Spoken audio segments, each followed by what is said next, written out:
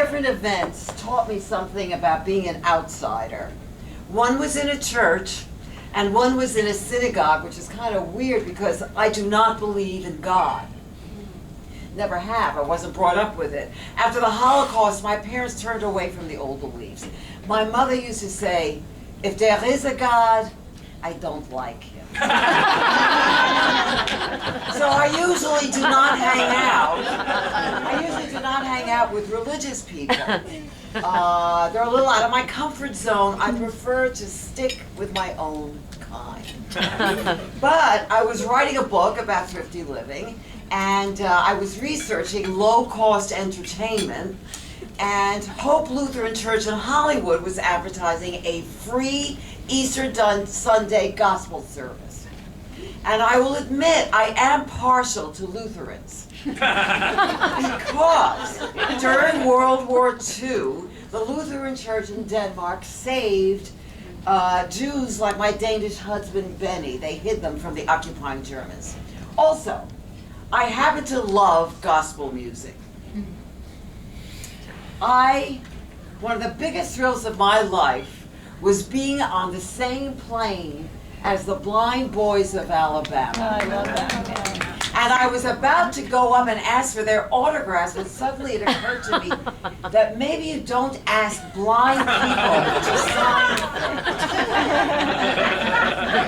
things. The best gospel concert I ever heard was at a synagogue, Temple Israel in Hollywood. It was a special service for Martin Luther King Day, done in cooperation with a black church. Reverend King had been a guest speaker at this temple before he was assassinated. Well, of course, before he was assassinated. And they played a recording of the speech he gave there while this magnificent gospel choir sang under it. Pretty powerful stuff. So this Easter Sunday event at the Lutheran Church, it's free, it's gospel music, it's Nazi haters, sounds like a good event. Plus, we had been to many of their rummage sales because I'm always looking for vintage clothing, and the people seemed friendly, although the clothing I was hoping to find was rarely there. Too many plus sizes. Too much polyester. What is it with Gentiles and polyester? The poorest Jewish woman wears natural fabric. Anyway, the atmosphere on that Easter Sunday was wonderfully festive. Hundreds of pink balloons and huge floral displays. The choir, unfortunately, was all white, but the music was still pretty good. I mean, let's face it, for a really authentic black gospel sound, you have to go to a synagogue. The altar was dominated by a huge wooden cross. Now, the cross may represent peace and love to some people, but to Jews, it's the bloody symbol of pogroms and massacres. But it turned out that Benny and I had a personal connection to this particular object because we read in the program that the film director, George Stevens, had used this very cross as a prop in The Greatest Story Ever Told, and Benny's old friend Max von Sydow played Christ in that movie. I mean, if I believed that things happen for a reason, which I do not, I would take this as a sign that we had chosen the right church. The people were as welcoming as could be. When someone would ask if we were members of the congregation, I would say, well, no, actually we're Jewish, but we came for the gospel concert. And they would say, oh, how wonderful, it's so great to have you here. Then things went downhill from there. We had rushed out without breakfast, and Benny kept complaining that he was starving. And I turned away to chit-chat with a nice lady sitting next to me, and then I see her look at the altar with a confused expression. There, to my horror, I saw my husband receiving communion. When he came back to the seat, he explained that he was famished and thought that a wafer and some wine sounded like a good idea. Are you insane? You have just ingested the blood and body of Christ. It's very disrespectful to treat this ancient ceremony as an opportunity for a nosh.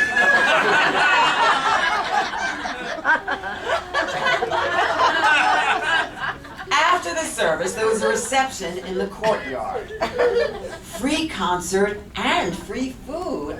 Whoa, these Lutherans rock. Unfortunately, the buffet featured Rice Krispie marshmallow cookies and peanut butter pie.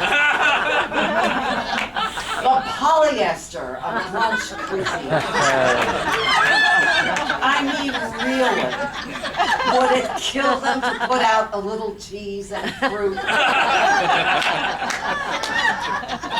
All during the service, I had been fascinated by this older, dumpy, frumpy white woman with two beautiful little light-skinned black kids. There was no husband in sight, so, and she didn't look like she was their natural mother, so I thought maybe she was a single mom who had adopted from Ethiopia. Now, this subject was of great interest to me because I was trying to convince my son and his wife to do the same thing. Ethiopian children are good looking. They do not have alcohol or drugs in their history. And a lot of them have ancient Jewish bloodlines. What could be more perfect? So I approached the woman and said,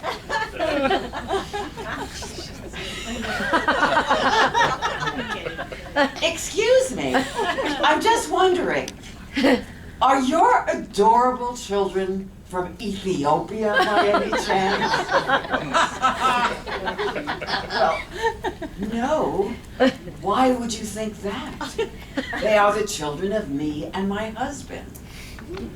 Now, I thought that Benny had been appropriate in treating the sacrament as a snack, but could anything have been more insensitive than what I just said?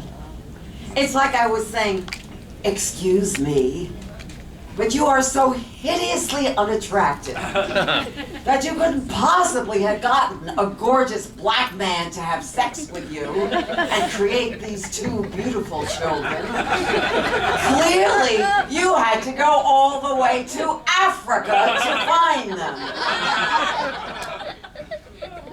I apologized every which way, and she was pretty cool about it. And then a minister joined us and said he was thrilled to hear about our connection to the prop crucifix or the prop cross, and he told us how excited he was about his upcoming trip to Israel, his 7th. And he was disappointed to hear that we had never been. Apparently, he liked having Jews in his church, but I have a feeling that we were not quite Jewish enough. So we may not have been the perfect guest, but I still was impressed with the friendly and warm reception we received in spite of our misdemeanors. It's always tricky being an outsider. So that's why I felt compassion for my friend Kevin's mother on the day she attended Kevin's conversion to Judaism. Kevin and his partner Saul are gay. Very gay. They look gay. They talk gay. They dress gay. There are not too many places in the world where they blend in. And when Kevin decided to join Saul in being Jewish, he went whole hog. Well, maybe that's not quite the right method. Anyway, Kevin learned Hebrew. He keeps kosher. He sings in the temple choir and is active on several committees. He and Saul are probably the two most popular members of the congregation of Temple Israel. So when Kevin got converted, a huge crowd showed up, including his devout Irish Catholic mother. After the ceremony, there was a buffet lunch. A real buffet with real food. Bagels, cream cheese, lox, tuna salad, pasta salad, olives, pickles, cheese, fruit, cookies. As people lined up, Kevin's mother was off to one side chatting with family.